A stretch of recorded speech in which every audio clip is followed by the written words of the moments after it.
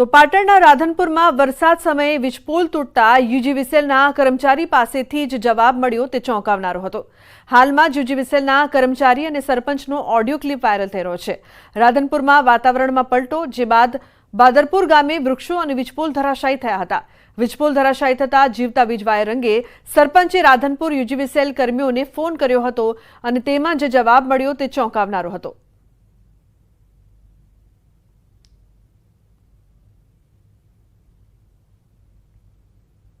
एक कलाक થી હું ફોન કરું છું, થાંભલો પડી ગયો છે, વાયર તૂટી ગયા, કંઈક લેબડા ઝાડ પડી ગયા વરસાદના કારણે, બરોબર।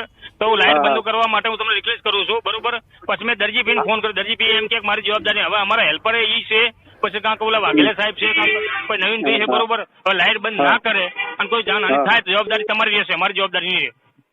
વાત સાચી, પણ કોઈ નહીં તો 15 ફોન કર્યા, એસએસ વાળા ભાઈ બંધ કરવા વાળા ઉપાડે તારે ને। એ તો સાહેબ તમારો વિષય છે, હવે મારાથી કઈ કહેવાય નહીં, કોઈ ફોન ઉપાડે ના ઉપાડે સાહેબ। તમે અમને કીધું વાત સાચી, તમારી પ્રશ્ન આ તમારો હેલ્પલાઇન નંબર છે, બરોબર। હવે અમને નંબર સરપંચ તરીકે અમારે તો ફોન વાત કરવી પડે તમને, બરોબર। હા, વાત સાચી, પણ અમે ફોન કરીએ છીએ પણ કોઈ રિસીવ નહીં કરતું। હવે ના હોય તો આપણે મંત્રી સાહેબ ને વાત કરો, ના હોય તો કલેક્ટર સાહેબ ને વાત કરો કે આ ફોન કોઈ ઉપાડતા નથી, બરોબર। અને આવી નહીં પડતી કાયમ માટે હોય છે, વિદ્યુત બોર્ડમાં રાધનપુર તાલુકામાં આ હાલત હોય છે, કોઈ ફોન ઉપાડતા નહીં। આપણે તમે થોડું રિક્વેસ્ટ કરો મારા લઈને, બીજું કઈ નહીં। રિક્વેસ્ટ કરીએ, વાંધો અમે નીકળ્યા છીએ અહીંયા। હવે કદાચ એ લોકો ફોન ના પડે, એ લોકો ફોન ના પડે, ખોઈ ગયા છે કે નાહી ગયા છે, એમને સરકાર પગાર નહીં આપતી એમ નહીં। આગળથી ધારો કે મેં ફોન કર્યો, ચાલુ તમે એમને કેટલા ફોન કર્યા? 10 થી 15 વાર રિંગ કરી। હવે તમારા ફોન ના ઉપર અમારા ફોન ક્યાંથી ઉપાડે કહો? તો બાદરપુરામાં વીજપોલ ધરાશાયી થયું હતું। વીજ વાયર તૂટીને નીચે પડી જતા ગામ લોકોમાં ભયનો માહોલ છવાયો। પણ જ્યારે ગામ લોકોએ પોલ ધરાશાયી થવાની જાણ યુજીવીસીએલના અધિકારીને કરી તો અધિકારીઓની ઘોર બેદરકારી સામે આવી। સ્થાનિકોના કહેવા મુજબ યુજીવીસીએલના અધિકારી અને ગામના સરપંચ એકબીજા સાથે ખોખોની રમત રમતા હોય તેવી રીતે એકબીજા પર જવાબદારી ઢોળી રહ્યા હતા। વીજળીનો વાયર સ્થાનિકોના ઘર આંગણે પડ્યો હોવા છતાં સ્થાનિક તંત્ર બેદરકાર રહેતા લોકો રોષે ભરાયા। વાવાઝોડું વરસાદ આવ્યો, એમાં થાંભલા ને લીમડાનો કરંટ ભેગો થયો ને એકદમ શોર્ટ માર્યો તો સાહેબ બધાય ઘરમાં પૂરાઈ ગયા। 2 કલાકથી અમે ફોન કરતા હતા પણ કોઈ અધિકારી ફોન અમારા નહોતા ઉપાડતા। સરપંચને ફોન કર્યો તો સરપંચ કે ફોન કરે છે તો સરપંચને ફોન નહીં ઉપાડતો, અને અમને આગળથી એવું કહે છે કે સરપંચને જણાવો તો અમે સરપંચને જણાવીએ। સરપંચ તો કહે છે કે હા મતલબ ફોન નહીં ઉપાડતો, તો અમારે સાહેબ જીવવાનું કેવી રીતે? અમે ફોન કર્યો વિદ્યુત બોર્ડ વાળાને તો ફોન ઉપાડ્યો નહીં। અમે સરપંચને ફોન કર્યો તો સરપંચના ફોન પણ નહીં ઉપાડતા એ રહી। તો અમારે ક્યાંય હેડવું, અમારા છોકરાઓને કાંઈ હાના થાય તો તેની જવાબદારી કોણ લેશે? અધિકારીની ગાડી આવી મોડા લગભગ 2 કલાક પછી, બરોબર। અને આ લોકો ઘરમાં પૂરી રહ્યા હતા, નાના બચ્ચા હતા, કોઈની જાનહાની થાય, બરોબર। એના માટે મેં લાઇટ બંધ કરવા માટે એમને રિક્વેસ્ટ કરી પણ કોઈ મને યોગ્ય જવાબ ના આપ્યો, બરોબર। હવે અમારા જેવા સરપંચના ગામના ફોન ના ઉપાડતા હોય તો આ માણસનો ફોન ક્યાંથી ઉપાડે? એટલે મારી વિનંતી છે કે આવા અધિકારીને કાં તો બદલી કરે ને આવા અધિકારીને સસ્પેન્ડ કરે। સમાચારનો પ્રવાહ યથાવત રહેશે। હાલ રોકાઈશું એક બ્રેક માટે। આપ જોતા રહો ન્યૂઝ 18 ગુજરાતી।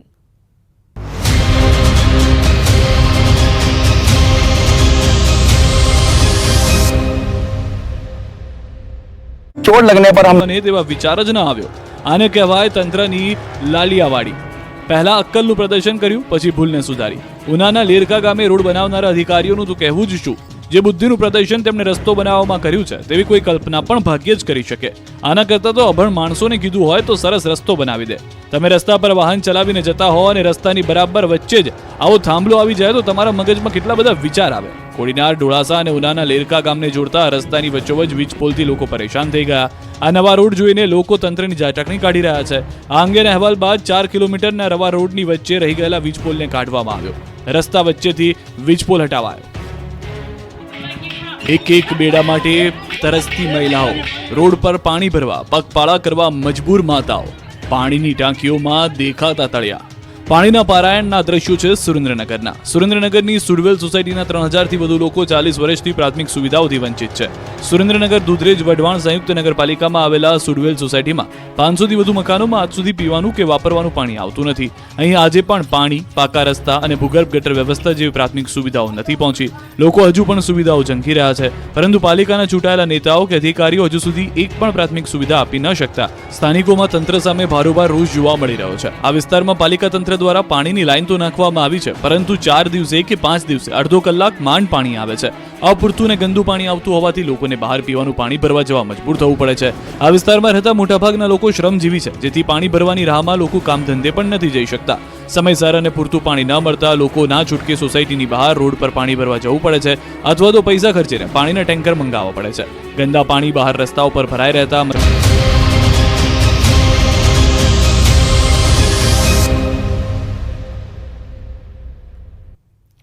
Welcome back. અન્ય મહત્વપૂર્ણ સમાચારની જો વાત કરીએ તો બનાસકાંઠાની વાવ બેઠકથી ગેનીબેન ઠાકોર આપશે રાજીનામું. મહત્વપૂર્ણ સમાચાર, વાવ બેઠક ખાલી પડશે, કોણ હશે કોંગ્રેસ ઉમેદવાર? ન્યૂઝ 18ના સવાલ પર બોલ્યા ગેનીબેન ઠાકોર. વાવ બેઠક પર કોંગ્રેસ ઉમેદવાર અંગે ગેનીબેન ઠાકોર બોલ્યા કે રાજીનામાથી જનતા ખુશ થાય. બનાસકાંઠાની વાવ બેઠકથી ગેનીબેન ઠાકોર રાજીનામું આપશે. ગેનીબેન ઠાકોર વાવ એમએલએ પદેથી રાજીનામું આપશે. ગાંધીનગરમાં વિધાનસભા અધ્યક્ષને સોંપશે રાજીનામું. બનાસકાંઠા લોકસભા બેઠકથી જીત્યાની બેઠકમાં વિજેતા ગેનીબેનનું અભિવાદન. અન્ય સમાચાર અમદાવાદથી. અમદાવાદમાં જ્વેલર્સ સાથે છેતરપિંડી કરવામાં આવી. માતા પુત્ર ફરાર થઈ ગયા. 13 લાખથી વધુના સોનાના દાગીના ખરીદી, રૂપિયા ન ચૂકવીને આચરી છેતરપિંડી. બેંકમાં બેલેન્સ ન હોય તેવા એકાઉન્ટના ચેક આપીને છેતરપિંડી કરી માતા પુત્ર ફરાર થયા હતા. મહિલાએ નિવૃત્ત સરકારી કર્મચારી, પોલીસે છેતરપિંડી આચરનાર માતા અને પુત્રને પકડવા ચક્રો ગતિમાન કર્યા છે.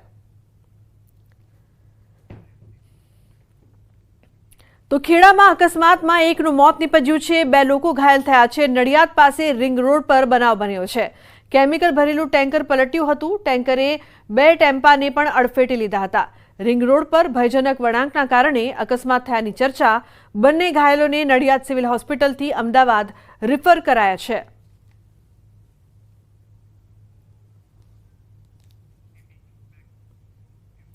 તો મહેસાણામાં 10 લાખની લૂંટની ફરિયાદ. વિજાપુરના વસાઈ ગામ પાસે બન્યો છે બનાવ. વિસનગરનો વેપારી લૂંટાયો છે. 10 લાખની લૂંટ કરવામાં આવી. અમદાવાદ તાંબા પિત્તળના ભંગાર વેચીને આઈસર ટ્રકમાં બેસી જતા વિસનગર જતો હતો વેપારી. તો પાસેથી 2 બાઇક સવાર લૂંટારુઓએ લૂંટ ચલાવી હતી. અજાણ્યા શખ્સોએ ટ્રકની ઓવરટેક કરીને અકસ્માતના બહાને તકરાર કરી અને લૂંટ ચલાવી હતી.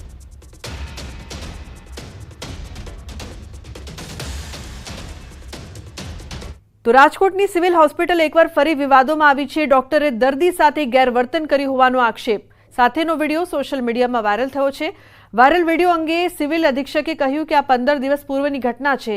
સિવિલ હોસ્પિટલમાં દાખલ દર્દી સાથે ડોક્ટરે ગેરવર્તન કર્યું હોવાનો આરોપ, જેમાં ડોક્ટરે વિડીયો બનાવનારની માતાને તું કહીને બોલાવ્યાનો આરોપ છે. જો કે આ અંગે સિવિલ અધિક્ષક ડોક્ટર RS ત્રિવેદી દ્વારા વિડીયો 15 દિવસ પહેલાનો હોવાનો ઉપરાંત આ બાબતે સમાધાન થયું હોવાનું જણાવાઈ રહ્યું છે.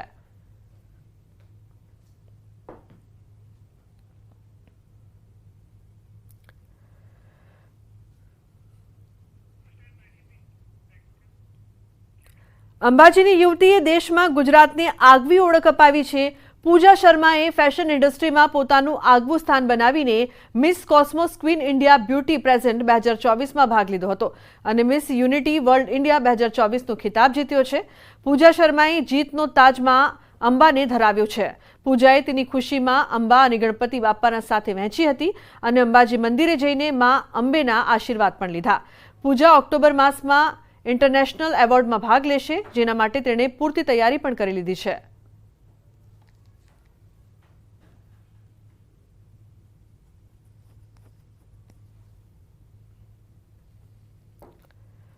और बस यही कहना चाहूंगी कि अपने आप पर विश्वास रखिए तो आप कुछ भी पा सकते हैं. बस लास्ट में एक मैं हमेशा अपना मंत्र लेके चलती हूँ कि हार तब नहीं होती जब आप हार जाते हो, हार तब होती है जब आप हार मान लेते हैं. तो कोई फर्क नहीं पड़ता आप कैसे दिखते हैं, क्या है, बस आप अपने आप पर कॉन्फिडेंस रखिए, आप सब कुछ पा सकते हैं. તો 26 જૂન સુધી ડ્રગ્સ મુક્ત ભારતનું પખવાડિયું મનાવવામાં આવશે, જેની તૈયારી થઈ રહી છે. ત્યારે અમદાવાદમાં વૈષ્ણોદેવી નજીક આવેલ ગુજરાત NCB કચેરી ખાતે કાર્યક્રમનું આયોજન કરવામાં આવ્યું હતું, જેમાં Gujarat police, coastguard, BSF, forensic, RPF સહિતની સરકારી એજન્સીઓના પ્રતિનિધિઓ હાજર રહ્યા હતા. કાર્યક્રમમાં સમાજમાં ડ્રગ્સના દૂષણને ડામવા માટે સાથે જોવા માટે અપીલ કરવામાં આવી હતી. ગુજરાત NCBની ટીમ આગામી સમયમાં વિવિધ સ્થળોએ ડ્રગ્સ જાગૃતિ માટેના કાર્યક્રમ કરશે. पखवाड़ा अंतर्राष्ट्रीय नशा मुक्त दिवस 26 जून के उपलक्ष्य में मनाया जा रहा है. नारकोटिक्स कंट्रोल ब्यूरो का प्रयास रहेगा कि जो नशा मुक्त भारत अभियान का संदेश है वो इस 15 दिनों में समाज के समस्त व्यक्तियों तक ले जाए और सब विशेषकर युवा वर्ग के लिए जो आजकल नशे की परेशानी से ज़्यादा पीड़ित है, और नारकोटिक्स कंट्रोल ब्यूरो का यह प्रयास भी रहेगा कि समाज के सभी वर्ग हमारा साथ और सहयोग दें। તો ભરૂચના આમોદ આરોગ્ય કેન્દ્ર ખાતે નિર્મળ ગુજરાત સ્વચ્છતા પખવાડિયા અંતર્ગત સ્વચ્છતા અભિયાનનો કાર્યક્રમ રાખવામાં આવ્યો હતો। આ કાર્યક્રમ દરમિયાન વોર્ડ નંબર 5ના રહીશોએ પાણીના મુદ્દે મુખ્ય અધિકારી સહિત સદસ્યોનો ઘેરાવો કર્યો। ઘણા દિવસોથી પાણી નહીં મળતું હોવાનો સ્થાનિકોનો આરોપ છે। સ્થાનિકોની ઉગ્ર રજૂઆતને પગલે પાલિકા સત્તાધીશોએ પાણી પહોંચાડવાની બાહેંધરી આપી હતી। તો મહત્વનું છે કે પાણી મુદ્દે આમોદ આરોગ્ય કેન્દ્રમાં હોબાળો થયો હતો। સ્વચ્છતા કાર્યક્રમમાં અધિકારીઓનો ઘેરાવો કરવામાં આવ્યો હતો। સાથે જ વોર્ડ નંબર 5ના રહીશોએ ઉગ્ર રજૂઆત કરી। તો પાણી નથી આવતું તેવી પણ ફરિયાદો થઈ રહી છે અને સાથે જ આ સમસ્યાનું જલ્દી નિરાકરણ આવે તેવી પણ છે। તો સ્વચ્છતા કાર્યક્રમમાં અધિકારીઓનો ઘેરાવો, લોકો રોષિત लाग्યા। અમારા ઇલાકામાં પાણી જ આજે 5 દિવસથી આવતું નથી। વારંવાર મૌખિક તથા લેખિત રજૂઆતો કરેલી છે અમે, ને કોઈ જ નિરાકરણ આવ્યું નથી। તો હિંમતનગરની મુખ્ય સિવિલ હોસ્પિટલના સીટી સ્કેન મશીન હાલ બંધ હાલતમાં જોવા મળી રહ્યા છે। અગાઉ બંધ હોવાથી રજૂઆત કર્યા બાદ સીટી સ્કેન મશીન ચાલુ કરાયું હતું, પરંતુ છેલ્લા 6 મહિનાથી બંધ છે। આ મશીન સિવિલમાં મોટી સંખ્યામાં દર્દીઓ આવતા હોવાથી પરેશાની થઈ રહી છે। દર્દીઓને સીટી સ્કેન કરાવવા વધુ પૈસા ખર્ચીને અન્ય જગ્યાએ જવું પડે છે। વારંવાર રજૂઆત કરાયા છતાં દર્દીઓને હાલાકી ભોગવવાનો વારો આવ્યો છે।